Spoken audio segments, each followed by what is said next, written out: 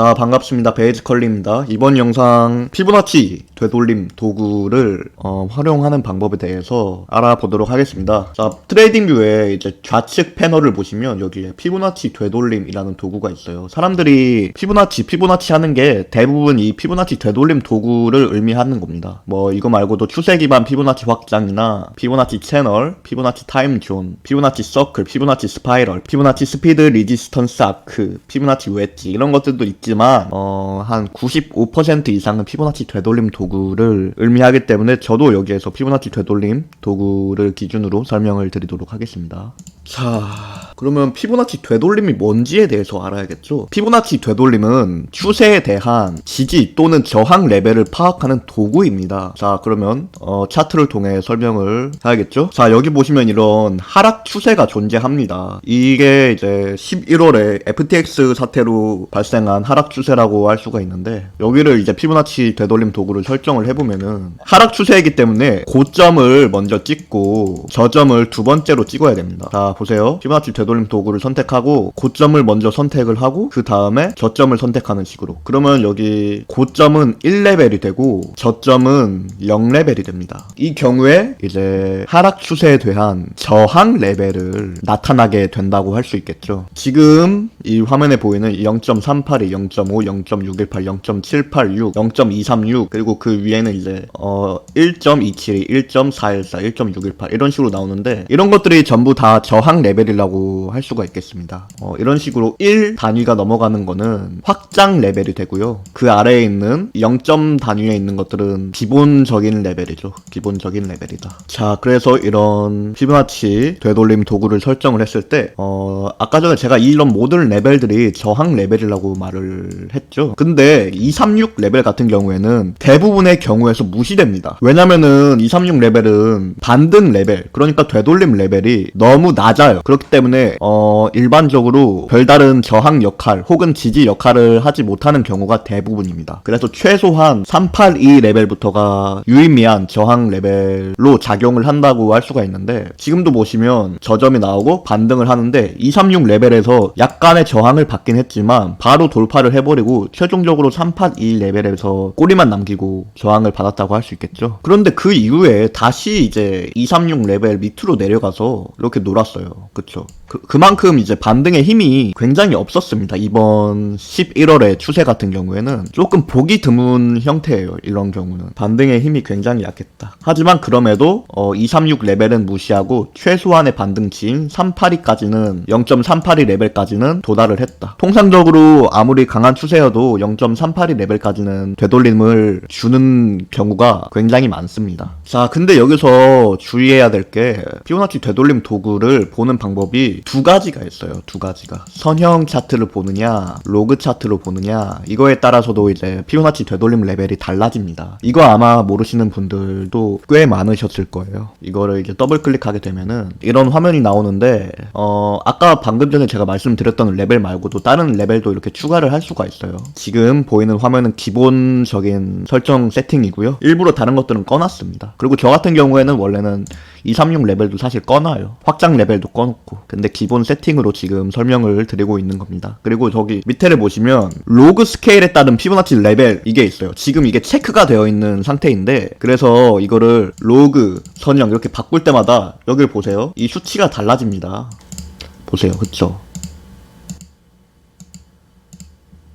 그래서 이거를 껐다 켰다 할 수가 있는데, 이거를 켜놓으면은 로그 차트로 보냐 선형 차트로 보냐에 따라 레벨에 대한 가격 값이 달라져요. 이거 모르는 분들 많습니다. 그래서 저 같은 경우에는 선형 차트와 로그 차트 둘 다 병행을 하면서 차트 분석을 하기 때문에 이거를 켜놓고 합니다. 그러면 선형 차트에서는 이렇게 0.382 레벨에서 저항을 받고, 그 이후에는 0.382 레벨에서 저항 받는가 싶더니 돌파를 하고 0.5 레벨에 도달하지 못하고 쭉 빠졌죠. 하지만 로그 차트로 보면은 여기에서 0.382 레벨은 도달을 하고 종가 저항을 받고 0.5 레벨에는 도달을 하지 못했네요. 그리고 그 이후에 0.5 레벨에 도달하면서 저항을 강하게 받았다라고 설명을 할 수 있겠습니다. 그래서 상황에 맞춰서 이 선형 차트 피보나치로 볼지 로그 차트로 볼지 혹은 둘 다 볼지, 그런 것들 것들을 선택을 하는 게 중요합니다. 굉장히 짧은 시간대 차트의 경우에는 선형 차트로 보든 로그 차트로 보든 아무 상관이 없고요. 조금 시간대가 길어지면 길어질수록 로그 차트가 조금 더 좋은 모습을 보여주는 경우가 많다고 저는 생각을 해요. 제 경험상. 시간대가 짧으면은 어떤 걸로 보든 상관이 없습니다. 레벨 차이가 안 나고 뭐로 보든 차이가 없어요, 사실상. 하지만 시간대가 길어지면 길어질수록 변동 구간이 크면 클수록 정확하게는 시간대 문제가 아니죠. 변동 구간에 대한 문제입니다. 변동폭에 대한 문제이고 시간대가 길어지면 길어질수록 그 사이에 변동폭이 더 큰 경우가 많으니까 시간대라고 말씀을 드렸는데 실제로는 변동폭이라고 말을 할 수 있겠습니다. 자, 그러면 처음에 피보나치 되돌림 도구는 추세 판단에 도움을 주는 도구라고 설명을 드렸는데, 그러면 이런 상승 추세가 있을 경우에 저점을 찍고 고점을 찍어서 지지 레벨을 파악을 할 수가 있잖아요. 그러면 여기를 저점으로 봐야 되냐, 여기를 봐야 되냐, 여기를 봐야 되냐, 여기를 봐야 되냐, 여기를 봐야 되냐, 이거에 대한 의문이 남죠. 이런 저점들이 많고 고점도 각자 많으니까. 그래서 사실은 여기에서 이렇게 설정을 하고 이거에 대한 지지 레벨은 여기에서 끝나고, 또 여기에서 이렇게 설정을 하고 이거에 대한 지지 레벨은 여기에서 끝나고, 이런 식으로 할 수도 있어요, 사실. 아니면은 명확한 저점이 여기이기 때문에 계속 이거를 이렇게 바꿔가면서 볼 수도 있고요.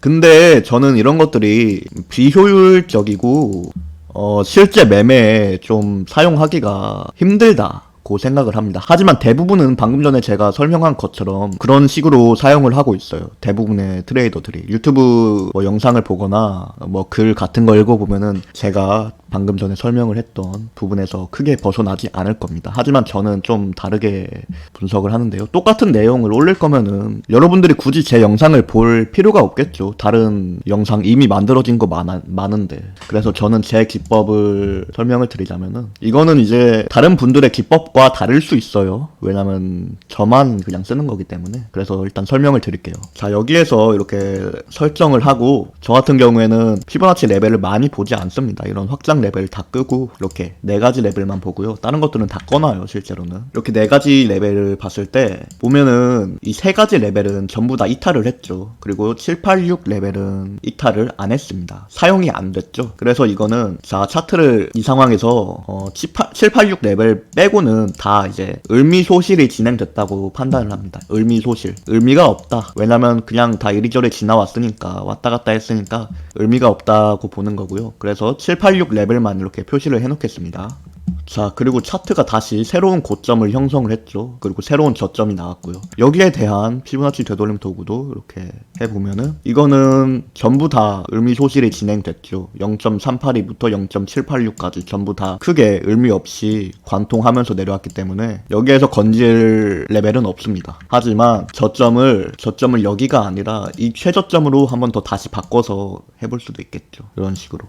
그러면 이번에도 역시나 마찬가지로 이 3가지 레벨은 다 의미소실이 진행됐고 0.786 하나만 남았네요. 그러면 이런 식으로 또 하나 체크를 해주고, 자, 고점이 새로 형성이 됐으니까 여기에서 또 파악을 하면은, 자, 보세요. 이번에는 0.5 레벨에서 지지를 한 거를 확인할 수가 있죠. 그러면 이거는 정상적으로 지지를 했기 때문에 또 이렇게 체크를 해줍니다. 가로줄로. 지금 제가 표시하는 가로줄들은 나중에도 사용이 된다는 의미로 체크를 하고 있는 거예요. 그리고 0.618 이것도 사용이 안 됐기 때문에 체크를 해주고, 그리고 지금 보시면 0.786 레벨에 이런 밑꼬리가 있네요. 겹쳐 있네요. 이것도 그럼 체크를 해주고, 그리고 여기까지 왔을 때 이제 이 2가지 레벨 구간이 사실 너무 좀 좁아요. 좁기 때문에 이 네모 도구를 사용을 해서 이렇게 하나로 그냥 묶어버릴 수 있겠죠.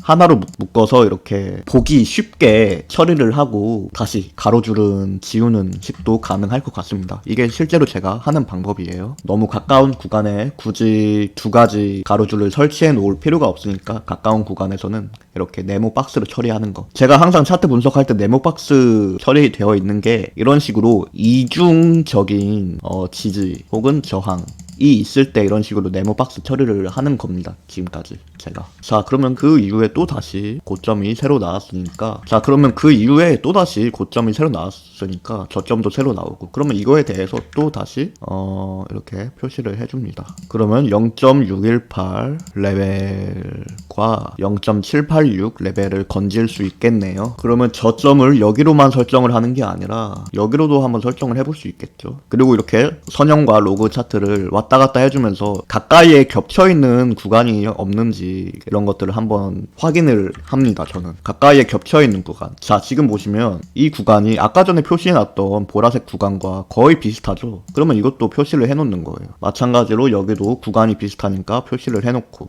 여기도 비슷하네요. 그러면 여기는 사실상 네모 처리를 해도 되겠죠. 그리고 가로줄은 지우고요. 가로줄이 너무 많으면 차트가 굉장히 지저분하게 느껴집니다. 자, 그러면 여기도 마찬가지로 가로줄이 좁은 구간에 2개씩 있기 때문에 네모 처리를 하는 게 직관적이겠죠. 자, 그리고 마지막으로 최저점과 최고점도 설정을 해볼 수 있겠죠. 가로줄 설정을 하겠습니다. 사용이 안 된 가로줄 설정을 하는 거예요. 자, 여기까지만 봤을 때 사용이 안 된 가로줄들을 모아보니까 이런 식이 됐습니다. 자, 마지막으로 네모 박스 처리를 할게요. 자, 이 정도라고 할 수가 있겠네요. 그리고 지금 제가 설명하는 거는 순전히 피보나치 되돌림에 대한 설명이지, 그 외에 일반적인 지지선, 저항선은 표시를 하지 않은 겁니다. 원래는 이런 것도 이제 표시를 해줘야 되고, 이런 것도 표시를 해야 됩니다. 이런 것도. 그리고 뭐 저항선도 이렇게 표시를 해야 되죠, 원래는. 근데 그런 것들은 표시를 안 하고 피보나치 되돌림 도구만 중점적으로 지금 이야기를 하고 있는 거예요. 원래는 이런 거 가까운 자리에 지지선이 있기 때문에 이렇게 조정을 해줘야 돼요. 이렇게 이런 식으로.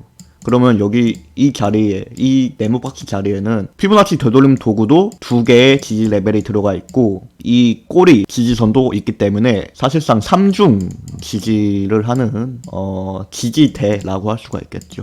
이 네모 박스 구간에 3중 지지대가 있는 겁니다. 여기도 마찬가지로 의도한 건 아니지만 피보나치 되돌림 도구 2개의 레벨 사이에 하나의 지지선이 있네요. 여기도 역시나 3중 지지입니다. 자, 각설하고 여기까지만 봤을 때 이제 다음 상황을 보도록 할게요. 자, 차트가 고점을 다시 형성을 하지 못하고 내려가는 모습입니다. 자, 내려가는 과정에서 맨 위에 있는 지지대는 붕괴를 했어요. 그리고 두 번째 지지대에서 좀 버티는가 싶더니 이것도 붕괴를 했네요. 그래서 이제는 이탈이 나왔기 때문에 이런 지지대들은 이제 저항 역할을 하게 됩니다. 지지대라고 설정을 해놓은 건데 한 번에 이탈했기 때문에 이제는 역할이 반전이 된 거죠. 여기에서 롱 진입을 했던 사람들이 다시 차트가 되돌아왔을 때, 여기도 마찬가지로 차트가 되돌아왔을 때 매도 포지션, 본전이든 손절이든 칠 거기 때문에 저항 역할을 하게 돼요. 자, 계속 보겠습니다. 자, 그리고 그 다음 지지대에서 반등을 하는 모습이네요. 반등을 하지만 바로 위에 있는 가장 가까운 지지대, 하지만 이제는 저항대가 됐죠. 저항대에서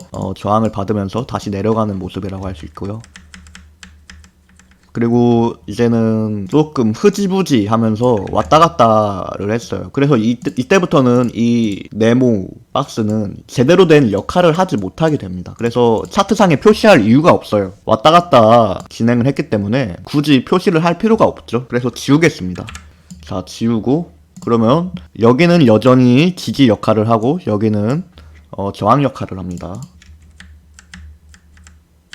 자, 여기까지도 도달을 못하고 내려갔네요. 내려갔고 그 다음 보라색 가로줄에서 약간 한 뭐 1% 정도 반등을 했지만 이 정도가 1%입니다. 이게 4시간 봉이기 때문에. 그 다음에 하락을 하고 그 다음 지지대에서 약간의 반등을 하고 아직도 지지대에 머물고 있네요. 그 다음 상황 조금 보겠습니다. 이탈을 했네요. 지지대의 내부에서 조금 버텼지만 반등의 힘이 굉장히 약했다. 그리고 이탈을 했기 때문에 이제는 저항으로 작용을 기대할 수 있겠죠.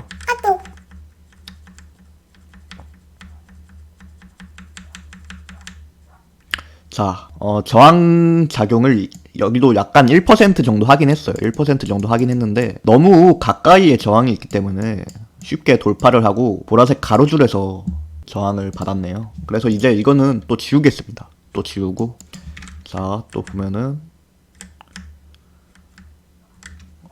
최종적으로 가장 밑에 있는 지지대에서 지지를 받았다고 할 수 있네요.